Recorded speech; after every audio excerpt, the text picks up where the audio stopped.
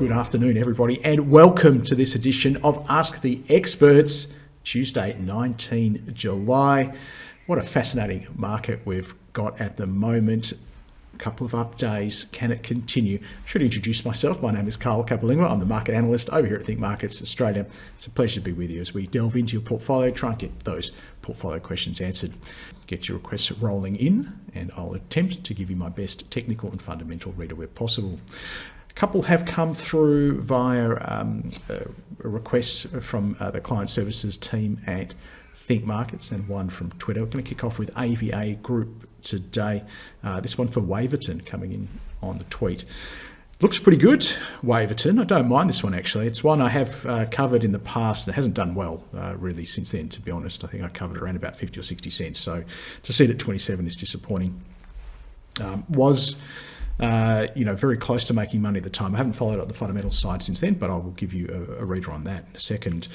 The chart looks half decent in that the short-term trend is established. It's very strong. You can see the light green zone there, my trend ribbons, the short-term moving averages, the 21 and 34 EMAs, and then the longer-term trend ribbon is the 144 to 33 EMAs. When we're above that and the EMA is rising, that's a good sign.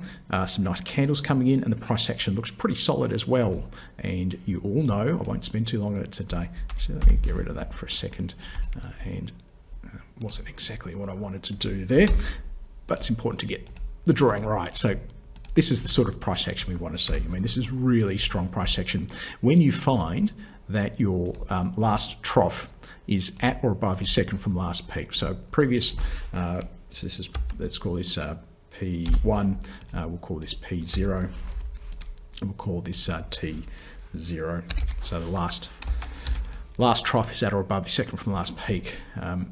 The old peaks are areas of potential supply through here, and we like to see that old areas of supply turn into areas of demand. Basically, in a nice strong uptrend, you'll find fund managers are buying dips, and when they can't wait to buy the dip. So this is really, just can't wait to buy the dip back to that old supply point now acting as demand. That's what we're seeing here. What we don't want to see in terms of the price action, this is very overlappy stuff. That's just too much supply in the system. Okay, so if I draw the price action through here, this is not just for Waverton but for everybody, just learning how to spot how to draw these things. Obviously we don't know where this next one's going to be, and we actually don't know how deep this pullback's going to be, but we can certainly see that if this is to be a trough, hopefully it is, it will be at or above the second from last peak. So a nice little white candle poking up here is going to solidify this short-term trend. Long-term trend, the thing about long-term trend, obviously it's not up yet, it's very flat, but if we're trading above, we're going to see this a number of times today. This is the key to turning around a trend, okay, creating a new long-term uptrend. You need to get above it, you need to hold above it. So this price action here is absolutely critical right here. As long as we don't pull back too much further, I really don't want to see it pull back any further, to be honest, into this zone. So let me just get rid of that. So it's obscuring this. That low there is 25 cents. As long as we continue to trade above 25 cents and in fact push a little bit higher through sort of 27.5, 28, even take out that peak, I would say this is turning the long-term trend as well. Would it be a buy for me? There's going to be a potential supply point through here. So this is a bit of an issue because we won't know how much supply we're going to get until we get there and start testing it and seeing the candles that come up. So the point here is reward to risk. So even if I was to buy it at 28 and upgrade this to buy and say, look, price action's turned around really well, there's a bit of volume coming in, but a supply removal all good, you then have to question your reward to risk. So we're going from looking at something strictly in terms of what the supply and demand says to now extrapolating that out into I guess trade dynamics. Okay, and your trade craft, understanding, well, I've got a signal to buy, but do I take that when potentially there's a huge supply point here? Okay, and this is how we compare different setups. Okay, setup being something I might want to trade. It's just trading jargon, but if I've got one where reward to risk is not great, and I've got an equally good setup somewhere else, not AVA, where reward to risk is significantly better, it's helping you, rank. It's helping you rank your setups, isn't it? So yes, I can see some great stuff happening there, but would I buy it today? No, I wouldn't buy it today. Well, it hasn't done enough yet to the upside, but even then, would I buy it? If it did, probably not. Now, you might say, okay, well, what's the point of this all then? Well, if you get above that, then you start to look up, well, where's the next level? Where's the next level? And then do we have, better reward to risk? And even then, I'd say probably not on this one. I'll just zoom. So I'm pressing the wrong button. Now I'm zooming out. There we go. And then we've got this. And this is part of the problem with turnaround plays. It's going to be really relevant today because we're going to see so many potential turnaround plays. And, it started to look good here. Should you have gone after it? Well, if you look up, you saw this level. Now, we're looking up, we're seeing this level now, ironically, from that previous one. Okay, and then if we get past that, we get past that. And this is why I like bottom left, top right, because when we look up, we see nothing. All we see is blue sky. Okay, there's no psychological barriers for investors to get through. Look, it's an interesting setup, if only to give us a good foundation for today.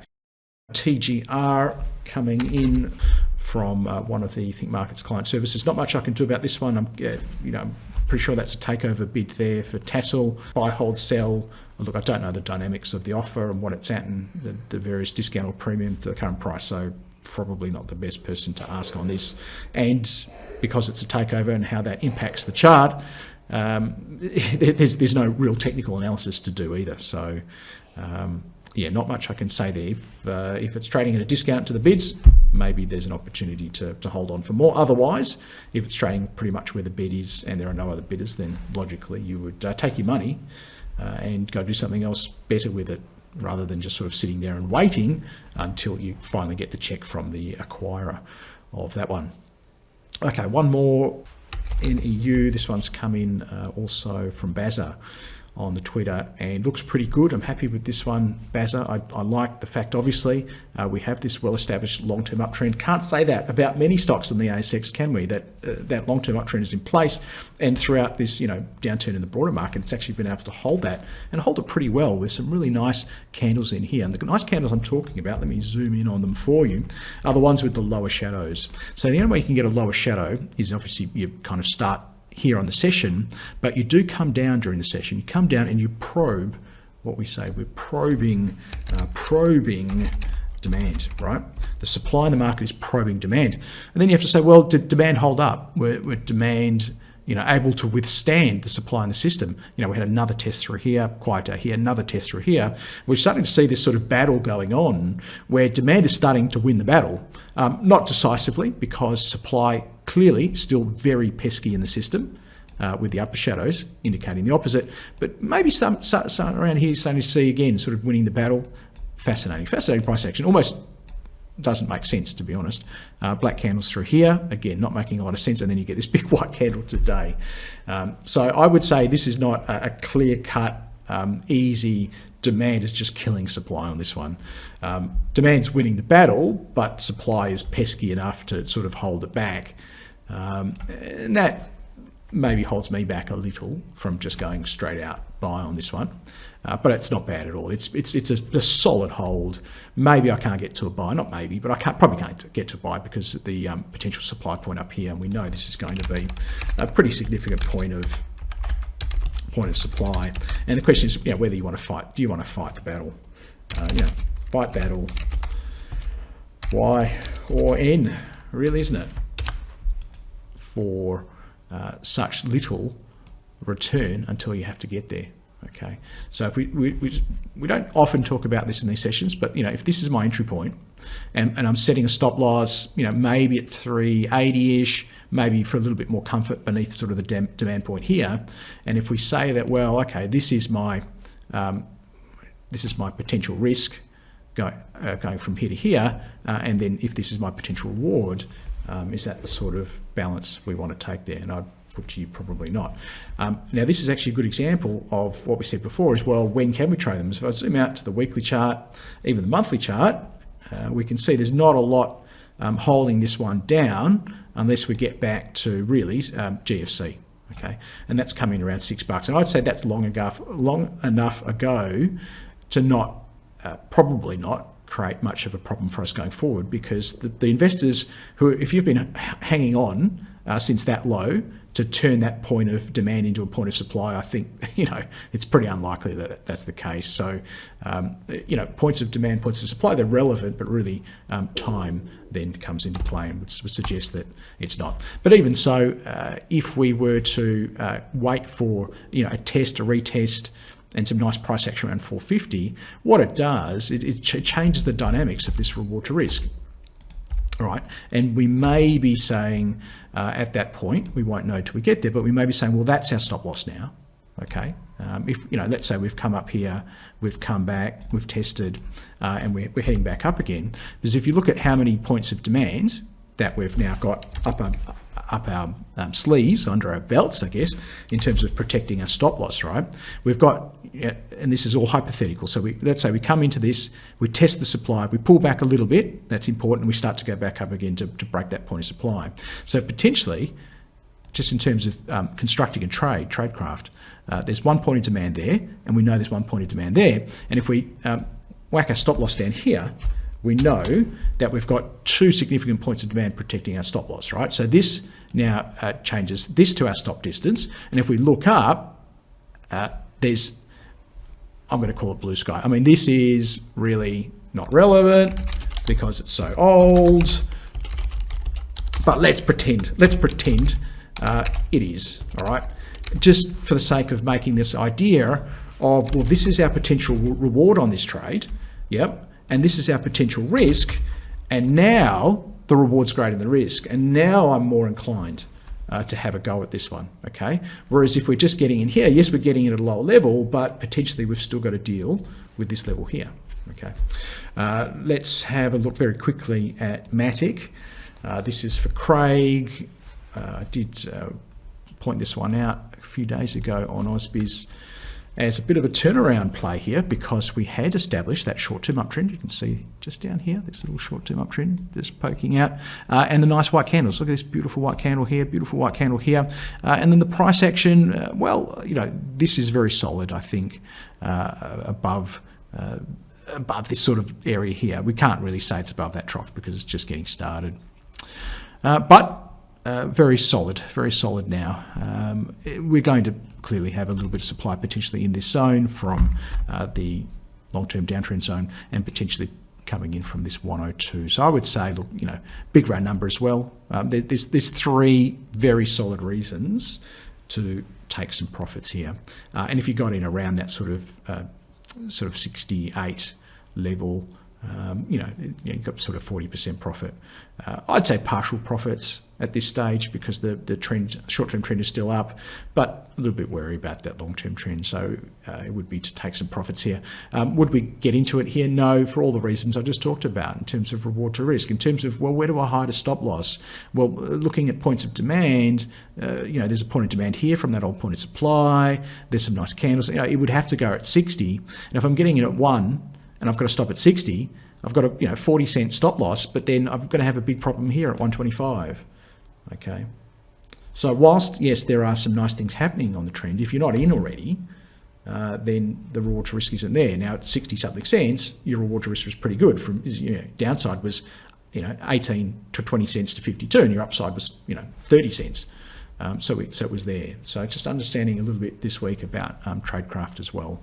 But I can see the reason to take some profits, Craig, partial profits, and hold to see where the rest of it might go. Let's head back to Australian shares now. We're going to go to BRN, which I know is a crowd favourite. Must admit that surprised me, that last little bit there. A couple of decent little candles here in the broader tech rally. Is it out of the woods? Would I buy it? I don't think it's out of the woods. I mean, at best, the trends are sideways, aren't they? I mean, the short-term trend is orange, the long-term trend is orange. So let's not get too excited here. And then potentially you've got this large supply point up here because, and I tell you, it looked very good there. It looked very, very good here. And I even tweeted about it and say, hey, it looks very good here. So if you can imagine people that were buying in this zone here, right? Let's say, in this zone here, and there were people buying. How do I know? Well, there's some wonderful white candles, and to boot, if we look, there's actually volume was starting to increase. So we know, a bunch of punters got in here, And that's not the important bit. The important bit is they got stuck, right? They thought it was going back to the moon, and instead it halved in value. Okay, so all this time here, they are really praying to get back to break even. For many of them, that's enough. They're not thinking about profits anymore. They just want to get back to their break even point. And what that does is it creates what we call latent supply in the system. Not everybody will want to get out there, but there will be a portion of holders that will want to get out there. Okay, so we need to deal with that at some stage. Reward to risk, what do we reckon? If we said if it closed above that level there, above the round number of $1, and we were to put a stop here, do we have at least 1-to-1 before we get into that latent supply point? I'd say we do. Okay, and that's really all I'm looking for, is at least 1-to-1, because you might say, hey Carl, shouldn't you have 2-to-1 or 3-to-1 or 4-to-1? And I say, well, that's up to you, but for me, I need to get over the 1-to-1 hurdle, because who's to say it's going to stop here? If you're saying, well, it needs to have 3-to-1, well, maybe it does up to here. Okay, who's to say it's going to stop here? I think it might stop here, right? But there's no guarantee it will. But as long as I've got 1-to-1 to there, I'm happy, because when I get there, I'm probably already trailing my stops up, and the next trail stop will be to around here, right? Assuming there are no other points of demand, because once we break through that peak, this old point of supply, it should act as a point of demand. So we're kind of thinking into the future a little bit, but when I do get up to that supply point, I'm probably able now, again, this idea we don't talk about a lot, do we? This idea of tradecraft, of trailing that stop up. So if I'm getting in at, say, $1.05, and now my stop's at 97, I've almost got a free swing now to the next level and the next level and the next level in terms of reward to risk. Well, free swing on my initial capital, but obviously profit, again, making sure profit still also matches our reward to risk parameters as well. Would I buy it here? I think it's more about, if you've got it, hold on to it. I don't think I can buy it here. I don't think there's enough happening just yet. What would need to happen? Let's see it break this level first. Okay, let's see it do that, and then have a little pullback, test that level. So come back, test it, and then on some nice candles in this zone. Okay, let's see some nice candles in here, right in here. What candles do we want to see? The ones that look like this. If I'm not around, I'm giving you the roadmap for what to look for, all right? And we are going to say that it could be black, it wouldn't matter as much, but we would prefer it to be white in body, and then a long lower shadow. And ideally, not that you have to wait for it, but that would certainly, this one here, would certainly confirm your move, your demand, this idea that we're back into FOMO, we're back into buy the dip. Okay, so if we see these candles in that box, or even just the lower shadow one, that's when I'd be more inclined to take a punt on this and chance a move back up to that level there. So I know I have been a bit bearish on this in the past. This turnaround, like I said, it surprised me. I could go a hold now from a sell, but we need to see what happens in there to call it a buy. I won't put it on the fundamental tool because it won't have any. There's no earnings there on BRN. That one's for David. Hopefully that's satisfactory for you, David. King's come in with TIE, which looks half decent. Tietto Minerals. So we can say, just in terms of drawing in our price action now, we can say we've got this at the moment. We are in a little bit of a pullback phase. We don't know where that will end. What will be important, King, I think, is if we see it hold above that level there, and I'll give you a number to watch out for if I'm not around. That high there is 40.5 cents. So as long as this next trough, wherever that forms, continues to be above that 40.5, ideally we don't come beneath that demand candle. And by demand candle, I mean this one here, and it is that second of the two candles I talked about before, isn't it? That long white body. Ideally, we don't have any shadows up top, but that's not a huge one, not one to get too worried about, probably 0.5 cent only. So this is a demand candle. We see a little gap here as well. That's important. So, we saw this sort of gap in demand or vacuum in supply. So when you get a gap up, it's important to know, gap up equals strong demand. We know that. How do we know it's strong demand? Well, we went up, okay? But we're also indicating here a vacuum in supply. And think about what a great indicator that is as well. Vacuum in supply. So there was just no supply in that zone.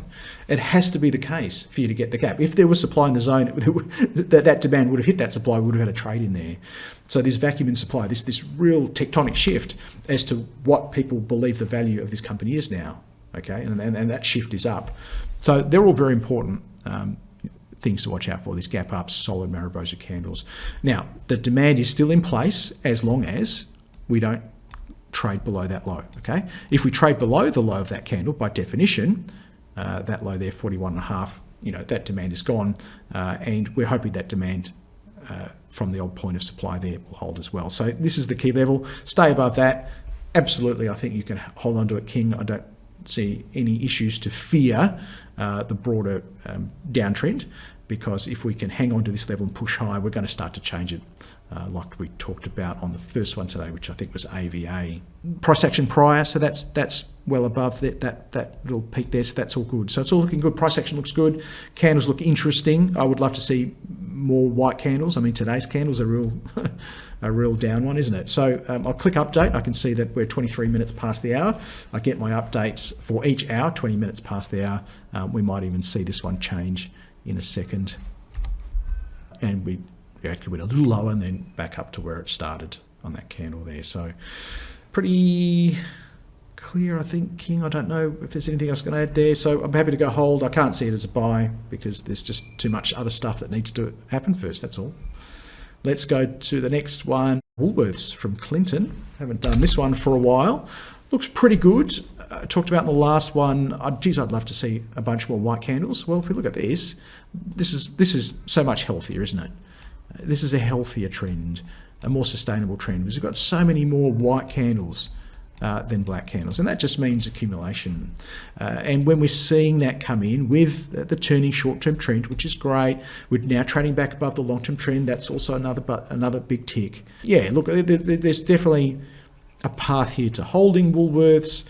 Is this the best chart out there? Absolutely not. I can say with absolute confidence, this is not the best chart out there.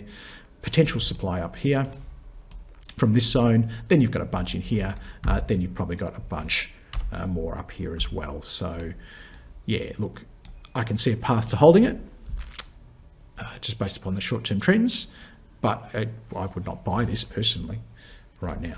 That's my opinion. There's not enough in it in terms of reward to risk, and there's not enough in it in terms of demand and supply, demonstrating to me this strong, this solid imbalance towards the demand side and away from the supply side. So Clinton, brokers have 14 estimates, 3 strong buys, 4 buys, 5 holds, 3 sells. Pretty mixed. I mean, it is clearly, a divisory stock, isn't it? People are quite polarized as to, different ends of the spectrum there.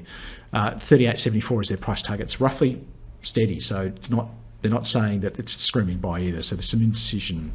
Looking at the earnings per share growth, we're looking at an average of about 11% for Woolworths. Can it do that? Risk level, I'd almost go moderate, but let's give it the benefit of the doubt, fairly defensive that it can achieve that. That's a pretty decent whack of growth for a company like Woolworths. Okay. Now, what would we pay for that growth? That's the $1 million question. It really comes down to what you would pay for it. And historically for Woolworths, the market has paid anywhere around 30 times earnings, as low as 23 last year.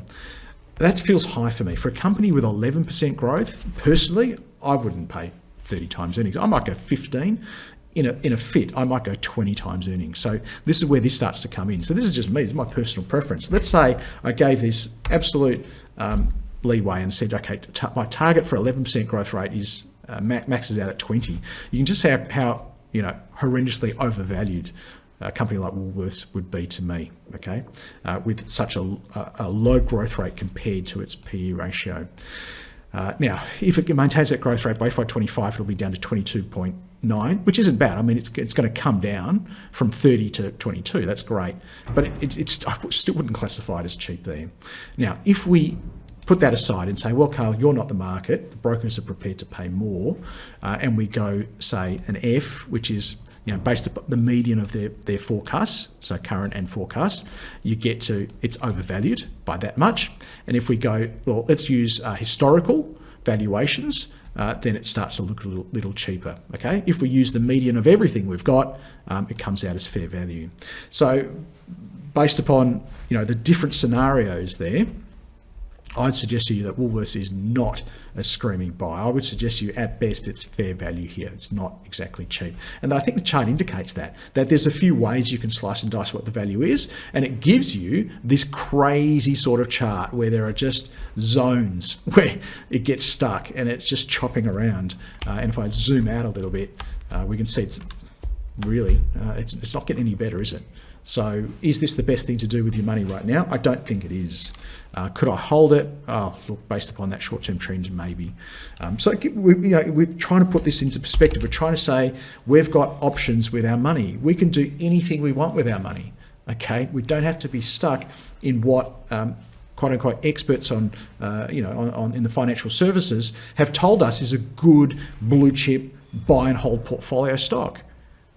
We don't have to think like that.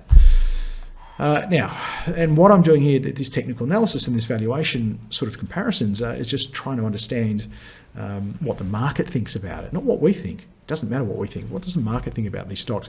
What does the market think about Compumedics? I don't think the market's all that keen about it. Certainly hasn't been very keen about it for a long period of time. But is the market about to change its opinion of this stock? Well, certainly there's been some interest coming in after this big downturn. So there are some traders out there trying to fish this bottom, looking at this and saying, well, now it's got my attention. We have some decent candles in, but they're very sketchy. Look at the sketchiness of these candles. 400,000 shares. I'm getting fooled by the scale here. I mean, it's not a hugely liquid company. Has it turned the corner? I can't say. It's so early in this uptrend, if you could call it that. Would I buy it? No, I can't buy this. My style. I need to see, what do I need to see? High peaks and high troughs. I don't know why it's not drawing that next one, but you get the idea. More white candles, lower shadows, changing trends. Is it a buy? No, it's not a buy for me on that one, Doug. I'm going to skip those other two, Doug, because I just want to keep moving with some of these technical difficulties. I want to get to some of these other questions. BTI from Faye. Looks pretty flat, Faye, unfortunately. Bailador Technology Investments. Very flat through here. Not bad because, let's face it, the broader market trend is down. So it is outperforming the market. It is actually beating the market as we speak. If you don't believe me, I'm going to swipe you down here. And if you're watching me on the recording, you'll have no idea what's happening right now because you can't see what's going on. But I'm showing everybody in the live recording my relative strength comparison indicator. So this is my own personal indicator that I've built to tell me if a particular stock is beating the index. You might say, hey, that's very flat, Carl. That's nothing special. Well, but the market's been going down, hasn't it? So for the last few months, by this one going flat, it's actually beating the broader index. Okay, it's important, but it's better when it's really like it's beating the index and it's going up. I mean, that's ideally what we want. So great, it's beating the index, but we still want a nice chart there. I can see why you might hold it because it's pretty solid through ascending triangle sort of thing. There's a bit of demand in there, but it's not getting me too excited here. I don't think I'm going to rush out and buy this one just yet. What would need to happen for you, Faye, to give you more confidence if you're owning it? Well, we need to see. I don't know why the computer hates me so much today. We need to see this sort of stuff, preferably taking out this level here. Okay, you see a 150 print on this, it's going to start to look really interesting. Until then, if you've got it and you love the story, okay, I can see a path to holding it, but it's not something I'd rush out and buy. And honestly, it's not something I'd rush out. I'd hold either. I'd probably be flicking this out if I had it and going out personally, finding something better with the money. I don't have any broker estimates for you on that one, Faye, unfortunately. Faye's also asked about Tassal Group, and I don't know if you could hear me before. Hopefully you could. I just talked about, look, being under takeover, there's not a lot of technical analysis I can do, and really the valuation is not going to matter all that much either, is it? So, okay, we didn't do it. Let's try and find a price for you, if only to give you the broker's target price of $3.99. So it's trading well above the broker's target price. Okay, and if I could find for you maybe my idea of valuation, look at 8% growth, average over the next few FIs, and with a PE of say 15-ish, it's not knocking my socks off either. So if we assume the execution risk was low, what would I pay for a company with 8% growth? I might pay, personally me, what would I pay? I might pay 10 to 12, 12 if I was really generous. So I'd just on what I like to see and what I like to pay for stocks, I would say that Tassal Group is more than fully valued based upon the evidence we can see here. So maybe that helps you with this idea of, well, should I hold on for more or not? I think maybe that's a fully valued company there. Okay, and that's just an opinion. MVF, let's have a look for Alan. Looks a bit like the other one, doesn't it? A bit sort of flat towards the end. Their trends are flat, but has done better than the rest of the market, I would suggest. Is there enough in there for me to call it a buy? No, I wouldn't. If I had $1 right now and somebody said, you have to go spend that $1 on the market, this is not the stock I would put that $1 on right now. Let's say I only had one stock right now. My portfolio consisted of only MVF. Would I hang on to MVF based upon my belief that this would be the best performing investment for that $1? No, of course not. I think if you've been listening to me and suffering through my Tuesday sessions long enough, you would know enough to say, no, Carl, that's clearly not the best one out there in terms of demand and supply. It's not, showing this sort of, face-ripping demand smashing into the market and just this total supply vacuum. Everybody's falling over themselves to buy it and everybody's just desperate to hold on to it. Clearly not. Right. Now, let's have a look at MVF over here. So if you want to read between the lines there, if I squinted ridiculously hard, maybe I could find a path to holding it, but it's not something I'd be interested in right now. Valuation, don't worry about this just yet. We need to reset everything. Okay, now this is some nice earnings growth. Okay, when you're getting into those mid-teens, that's some nice earning growth. You know what? I'd happily pay 20 times for that. 20 times for 15 to 20% growth. That's a pretty good rule of thumb. Now that's starting to look a bit better. Execution risk, you need to have an idea about this. And I don't know enough about Monash Group to say that, well, there's a really low chance that they're going to miss that 16% growth rate. And you might say, no, there's a really high chance it's going to miss that growth rate. And it does change the valuations, doesn't it? If we split the difference, and I'm just giving you ideas on how it changes the valuation here, what we're doing is we're changing the discount rate. How harshly we're treating those future cash flows. And obviously, the greater the uncertainty, the harsher we're going to treat those cash flows. We want more comfort, more confidence that we're using a conservative estimate for those cash flows. Let's split the difference and go moderate on that one. It's still looking pretty cheap for me. Now, you might say, okay, I'm happy to pay 20. Well, I have to then look at, well, what is the market prepared to pay? Because if the market's never paid 20 for this in the history of mankind, then you have to say, well, maybe you shouldn't either. And this is where kind of trend following comes into it a little bit. I'm not sure what some of these numbers are, but you can see my technical difficulties today are causing me some issues. But let's assume that somewhere around 20 is probably not unreasonable. But maybe it's a little bit lower. Maybe an 15 to 18 is probably okay.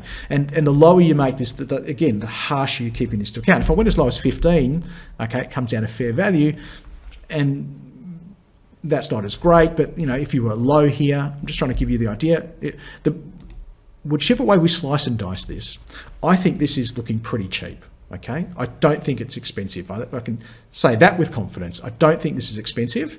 How cheap it is, that's a question of what you make these values, okay? And this is a self-directed spreadsheet, isn't it? You're going to need to know what numbers to plug into there, okay?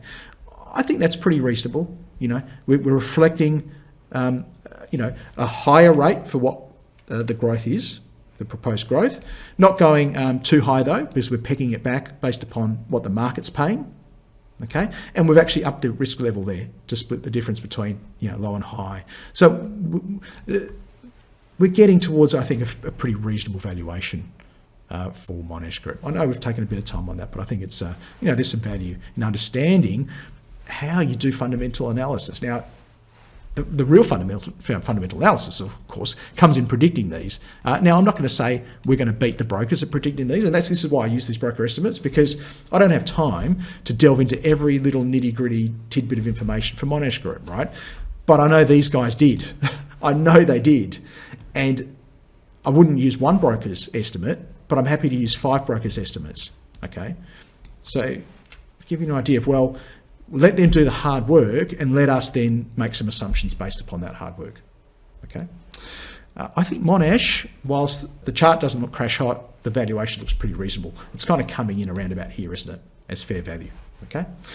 That was for Alan. Hopefully that was sufficient for you there, Alan. Alan's asked about Telix. I haven't got rid of all the scratchings. Let's leave the scratchings on there because it's a pretty picture, isn't it? Doing well, Telix. I think we were somewhere around here. I think it's okay, Alan. You know, this shadow here is important today. We're going to get it. We're bound to get a pullback. There's the supply zone. There's the round number at $6. We were going to get a pullback. I don't mind pullbacks because we get to test the demand, don't we? That's what's good about pullbacks. We test the demand. Demand's coming in pretty well here. There's that second from last peak. There's peak 1. There's peak 2, isn't it? Okay, and this trough potentially is not a trough yet, but if we get a nice update tomorrow, it's going to form that as a trough at or above the second from last peak, maintaining what was already good price action with predominantly white candles, with a turning trend, with a break and a test of that long-term trend, which is now looking to turn up. It's all tick, tick, tick, tick, tick. And the reason why I'm leaving all of this stuff on here, I want to leave it for a while, is because it's giving this great case study for us of what needs to happen on so many of those other ones we've talked about today that are potentially turning, okay? Telix is a great case study for those. Let's have a look at Resmed from Feng, and I still like Resmed. It's the other one we looked at. Honestly, I didn't know it had done that today. I still think it's okay, but it's getting a little bit tougher now to love it. We need to hold above there. So I'm not sure what happened. Maybe there was some news, or they reported their earnings or something. You probably know better than me. I've been battling technology today. But otherwise, everything else is still there, so I'm okay with it. But that is a little bit disturbing. Why? Because of the gap. Okay, so that gap equals now the demand vacuum. Something has fundamentally shifted, literally from one day to the next, to change the market's perception of fair value here. And there were no buyers between here and here and here. Obviously, the market was closed, but nobody stepped in on the open there to say, well, no, value is at 32.50. Okay, it came down and opened at 32.17, and then it's actually gone a little bit lower. So not good. If it was, looking, and you can see all the nice stuff that was happening before that, looking at, a good warm sort of 7 or 8 out of 10, this is probably pegging it back a point and a half. The reason why I say 7 out of 10 before is because the 10 out of 10s won't have as many supply points. Okay, turnaround plays, by definition, are going to have higher risk levels because of all the supply points you're going to meet on the way up. Doesn't mean we can't play them, because often in the market, that's all we get. If we're in a bear market, guess what?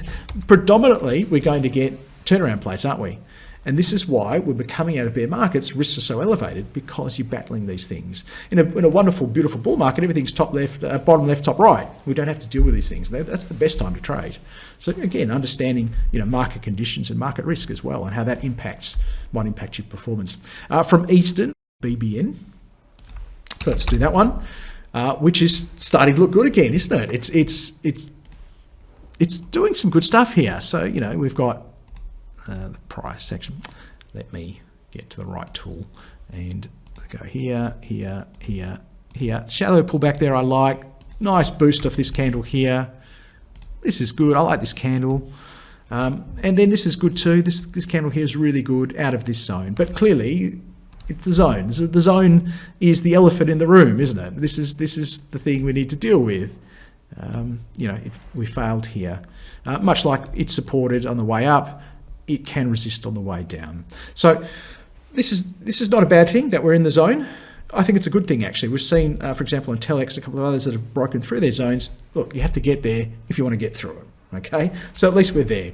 The question for you now is, okay, what happens next? What are the fingerprints? These fingerprints of demand and supply, which are all over the market at any time, telling us that actually supply is backing away, because we know there's been significant supply. Supply is now backing away, and demand, starting to sort of come back in. We've gone from lower troughs back to higher troughs, okay? We've gone from lower peaks, we're now taking out our peaks. We've gone from predominantly black candles to actually, I would suggest, predominantly white candles. And white candles with some decent bodies on them too.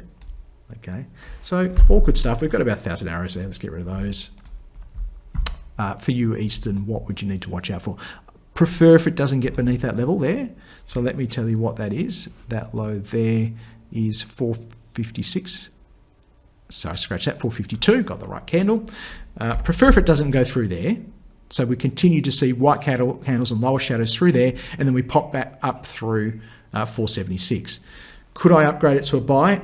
Geez, it would look good, and this is where I struggle in these types of markets, because then I start to go, oh, I like the price action, I like the candles, all turning around, it's all wonderful, happy days, but reward to risk, I go, oh, surely there's got to be something out there better for my money, because I'm facing, and this is the problem with these turnaround plays, we're facing this wall of supply, wall of potential supply, really from people who are just trying to undo their mistakes. Let's have a look at BBN here for Eastern. And we are going to get some data, which is great. We are making money, which is even better. The earnings growth rate looks pretty solid. I've only got a couple of years here. Brokers haven't gone out. There's 5 brokers here. 2 strong buys, 3 buys. That probably helps you out there as well, Eastern. And we've got a 29.5% upside to their price target. Good growth. What would I pay for 15% growth? Easily 17. You know, maybe in a stretch I could go to 20. Let's leave this because it's, let's face it, the last one was 16, this one's 15. Let's not muck around with that. Risk level for baby bunting. Are there some issues out there? Rising inflation, don't know, people still going to have babies, they still need to spend. Maybe they go for lower value products instead of the high end stuff. Maybe that's a bit of a problem there. I think we should leave this as moderate. I don't think we can argue low, but I'll give you low, okay? Just so that you can see the difference, the impact it makes in holding this to a higher account. It's about 6% on the price target, Eastern. Now, the right PE. We've gone for 17 because personally, I think 17 is a fair rate for something in the mid-teens. I could go a little bit higher if I wanted to. Historically, baby bunting has been held to a really high regard, hasn't it, by having a really high PE. Not so much going forward. I think 17 is probably about right, but I could see a path to going a little higher, right? Given on what we've had here. If we top this out at 20, we're getting that it's pretty reasonably valued at current levels, okay?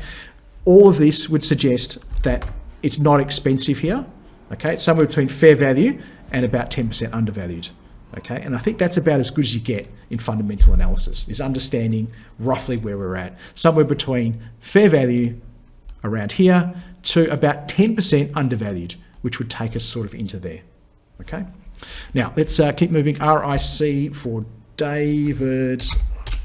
Looks great, bottom left, top right. So if I zoom this out and I go to monthly, there's nothing there. I can keep zooming. This is all blue sky. So straight away, we're way ahead of everyone else today, aren't we?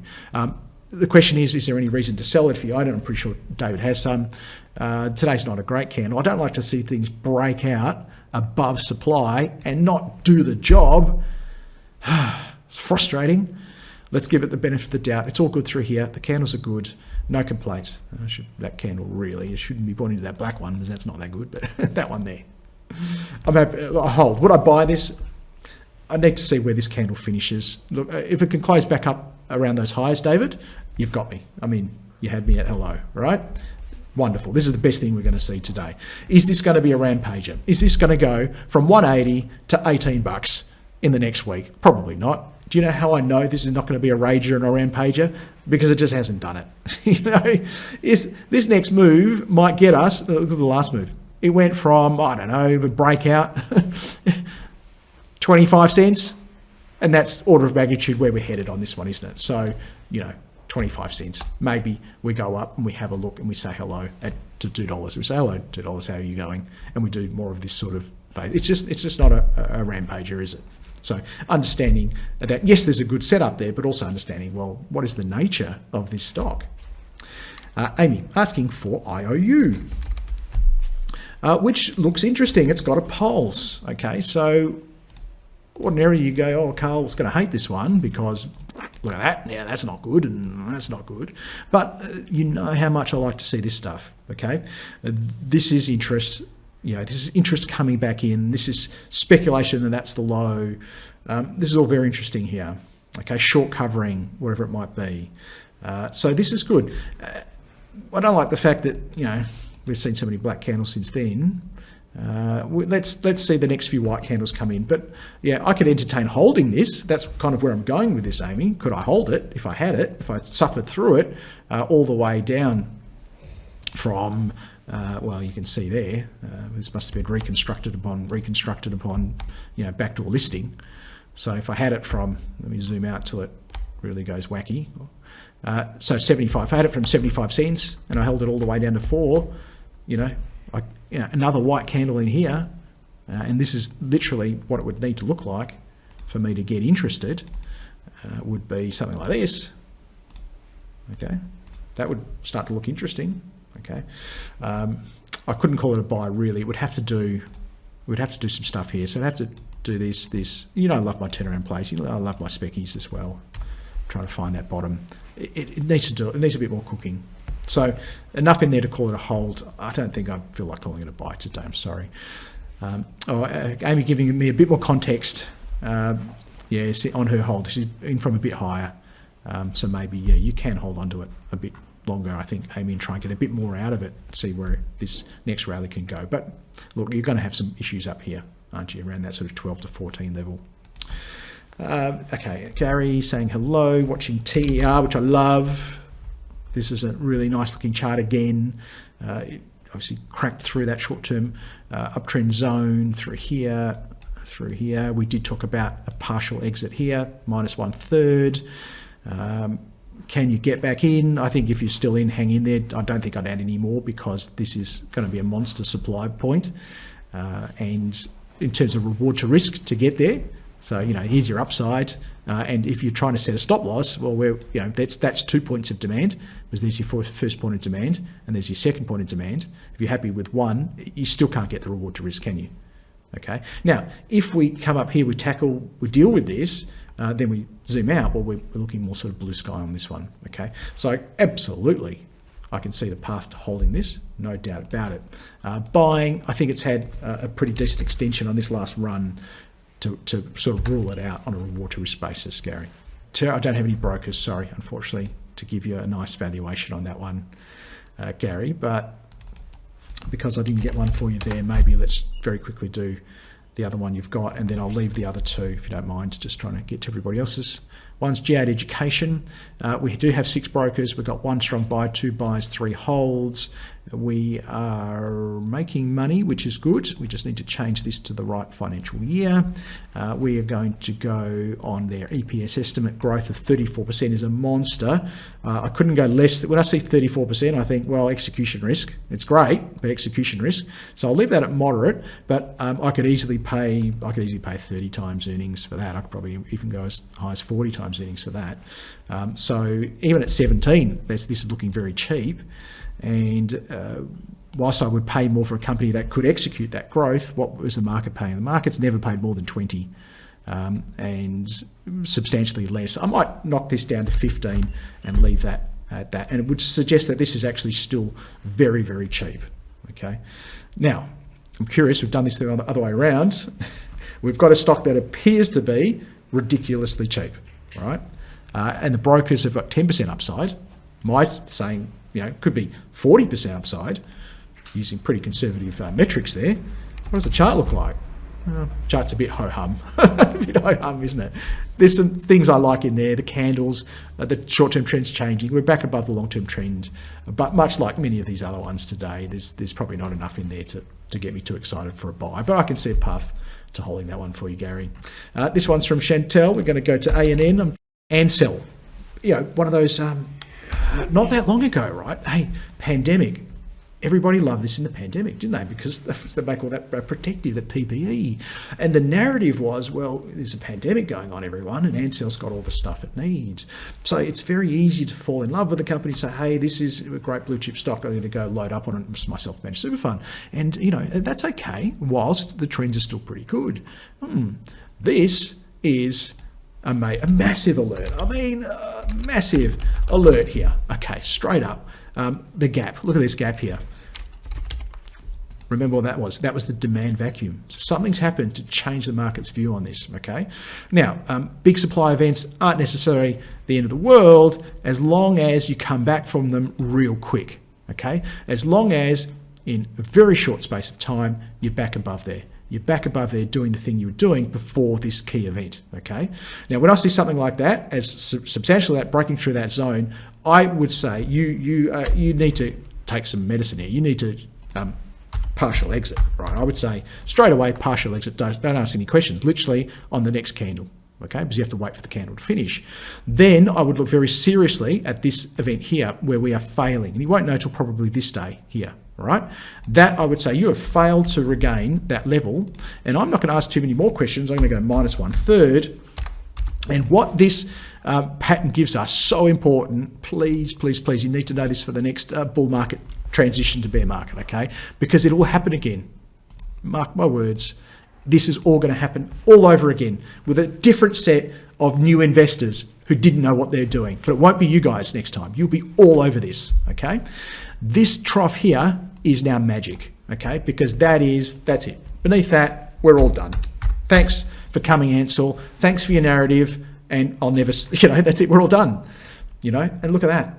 It's just how trends change. Okay, now invert this. Take all this stuff, because there's a few people out there who still have Ansell in their portfolio listening to me right now or on the recording saying, oops, okay, yep, no, I didn't see that one. You got me there. Okay, smarty pants. No, you're right on that one. Okay, so what do I need to do down here to make Ansell a buy? Take all this and invert it, right? The exact opposite needs to happen here. So where we break below the long-term trend, okay, we need to break above the long-term trend. How many times have I talked to you about that? Where we broke below and then we retested, we need to break above and retest. Okay, where we went from many white candles to black candles, we need to go from black candles to white candles. Where we went from higher peaks and higher troughs to lower peaks and lower troughs, we need to go from lower peaks and lower troughs to higher peaks. Invert that. Is the exact opposite of all this stuff happening now? No, it's not. And we talked about this this killer trough, right? After the break, that killer trough, and then you get a little bit of a rally. Okay, you're going to get that here as well. You're going to get the breakthrough, right? And this is going to be your killer peak now. Okay, this is going to be the peak that tells you we're heading back up the other side when you close above it. Okay, I think there's enough going on Ansell to call it a hold, because I'm not just going to say, long-term trend is down, short-term trend's indiscriminate, sell it, right?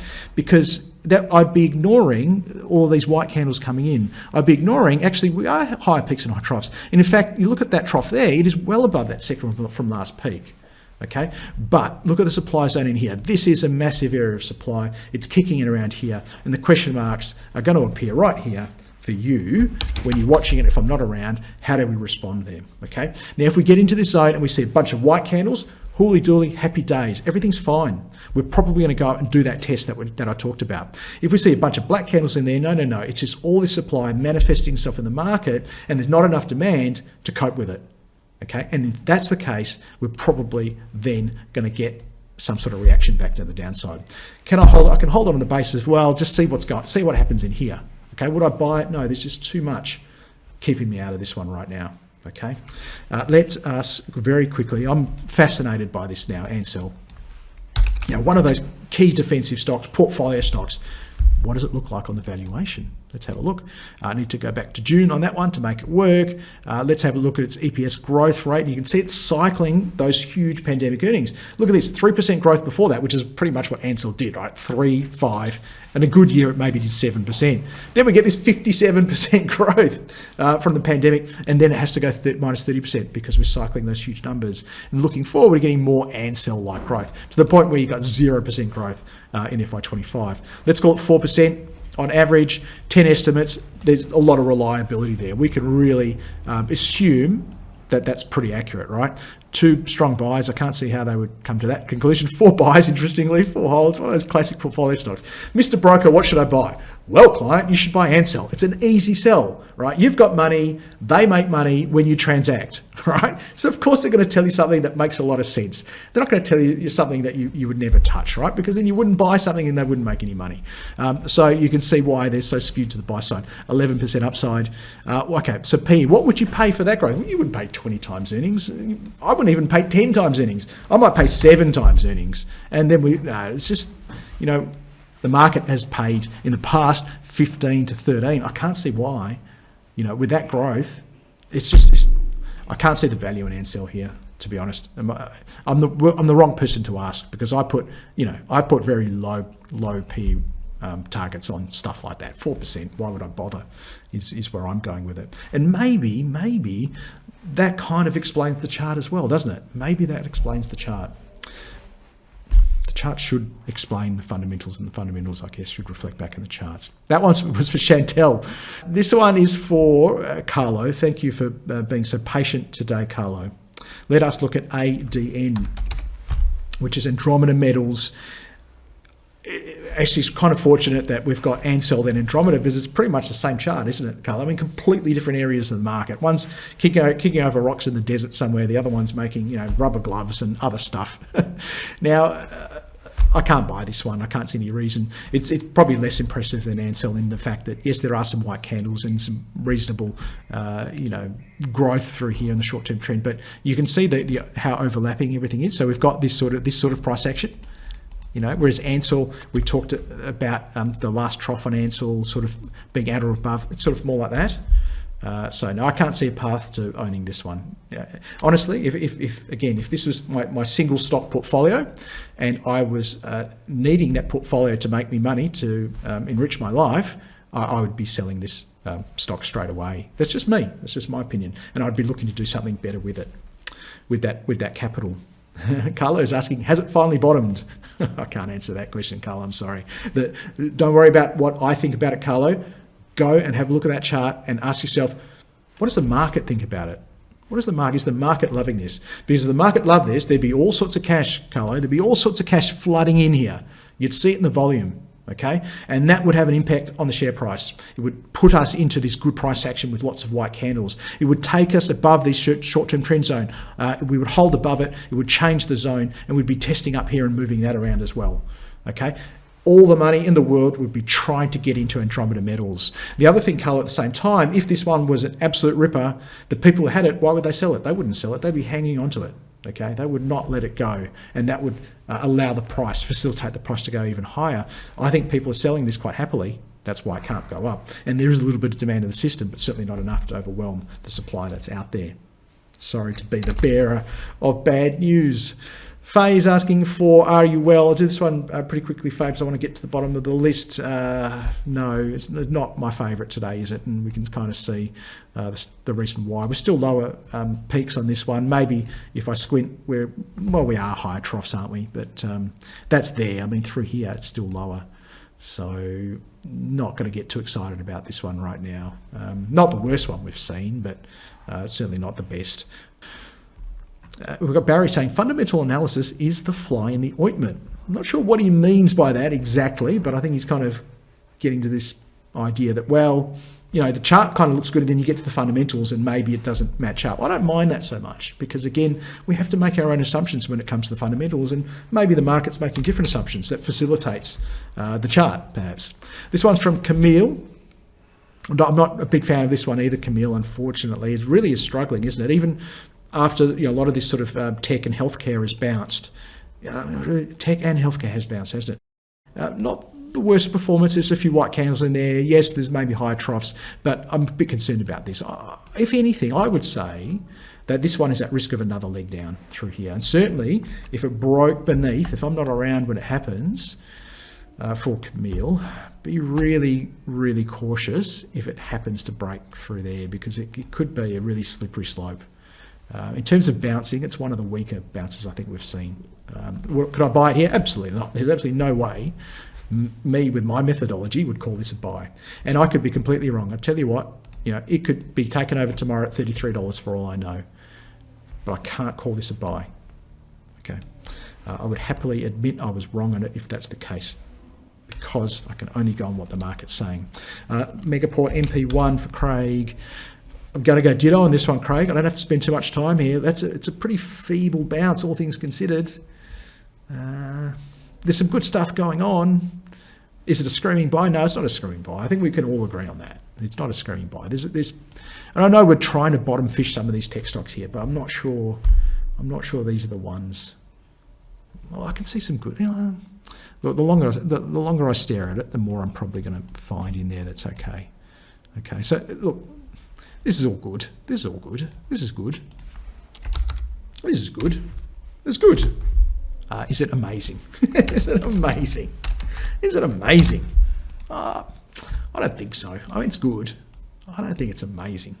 Okay, I can see some good stuff in there. Now, from Easton very quickly. Hi, Carl. Love that you analyse stocks we send, but can you show us a few that you're looking at? Well, typically, Easton, what I would do every day, and I did it throughout almost the bull market there, while I've been with Think Markets, is do my daily shortlist, where I show you all the stocks I love, and then I'll shortlist just the ones, and I'll even, narrow it down to the charts I like the most.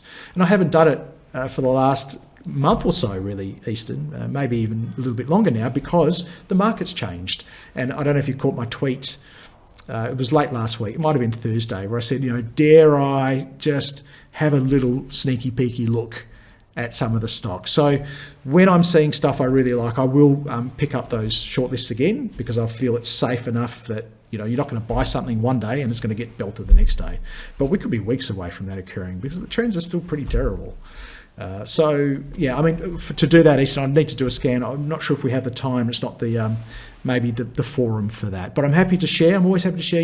I love to share. So maybe we can find another forum where I show you my analysis process. Okay, we just do a webinar where we hang out, and I literally start at the start, and I run my scan, and then we take the scan. We go through every chart.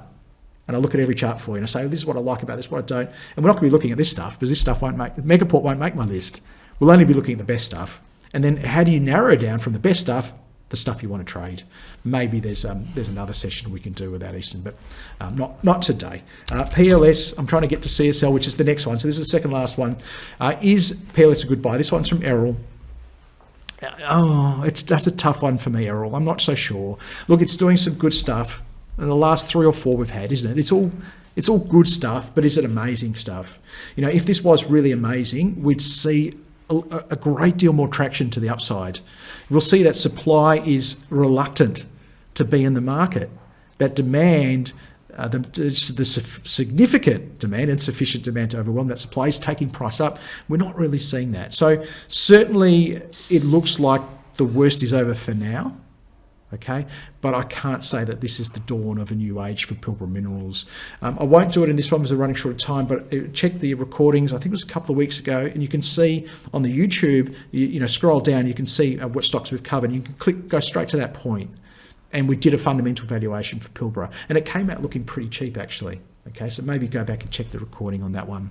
But I don't think it's a buy today. Yes, there's some good stuff happening, but for me personally, I think more good stuff needs to happen. Okay, CSL, I know this one's a crowd favourite. It's a good one to end on. A little bit like that Telix, we're finding some supply, aren't we? And again, I haven't changed these scratchings for a few weeks now. Okay, so we know that we were going to get supply in here. We know we're going to get some supply up here. Just to give you an idea of the reward to risk, your reward to risk parameters, we know that we should have some demand. We can start to draw these on the screen now, can't we? This is where the demand zone is, I feel now. So we shouldn't get beneath this level, really. We should continue to hover above that. I can certainly hold it in the meantime, because all of the other good stuff that's going, high peaks and high troughs, good price action, more white candles. We've gotten above the long-term downtrend is here. We're above that now, aren't we? And remember, we talked about that key peak. Okay, we talked about the key trough when we get below the zone. So here we broke the zone, right? There's your trough.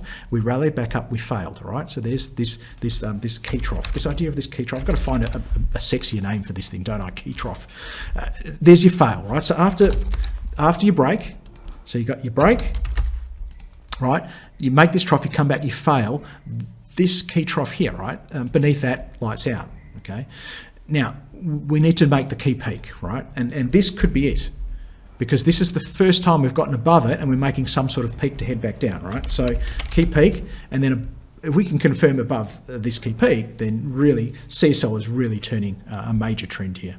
Okay, absolutely, I'm a hold on this one. I can't buy it because look, the black candles today. Let's see what happens. We talked about this earlier on. We're going to get one of these boxes at some stage where I'm going to point into there and I'm going to say, hey, watch out for this candle here, and or potentially this candle here, and the drill. I'm going to make them have white internals. Let me do that for you. and do that one for you. And there we go. So if we can see those candles in this box, then that would be a buy, okay? And hey, we get what we get on Tuesday, don't we? I'd love to be able to say on everything, hey, today's a buy, today, run out, as soon as you stop listening to me, go and buy something. We don't, but I try to give you an idea of what to look out for, when I'm not around. Ask the experts, I'll be back next Tuesday, and I've got to all the questions today, which is great. So if you had one up your sleeve, maybe I didn't get to, join me next Tuesday. Tell your friends. Always happy to have newcomers, people who want to learn about the markets. There's the address there. If you're not a client of Think Markets, make sure you become a client of Think Markets. We've got lots of stuff we're working on at the moment for clients, extra ways to get information and analysis on the markets. So definitely check that out. Head to the website there for details.